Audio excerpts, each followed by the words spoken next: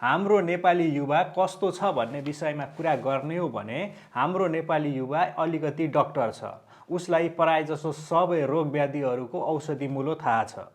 उसकोमा कसैलाई त्यस्तै भएको थियो, त्यहाँबाट रिफरेन्स लिएर पूर्ण रूपमा निको गर्ने ग्यारेन्टी नै गरिदिन्छ। अलिकति इन्जिनियर पनि छ, प्रायजसो सबै प्रब्लमहरूको सोलुसन उसलाई थाहा नै छ।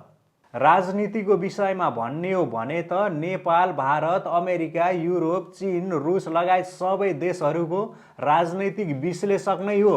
उसलाई थाहा नभएको केही पनि छैन। वकिल त कति छ कति, हरेक विषयमा बहस गर्न सक्षम छ।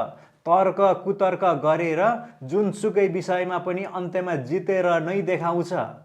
अलिकति न्यायाधीश पनि छ। हरेक प्रकृतिका मुद्दाहरू, देवानी मुद्दाहरू, फौजदारी मुद्दाहरू लगायत जघन्य प्रकृतिका मुद्दाहरूको विषयमा पनि चियाको स्टलमै बसेर फैसला सुनाउने र सजाय सुनाउने गर्छ। उसँग केवल काम धन्दा मात्रै छैन, अरू सबै छ।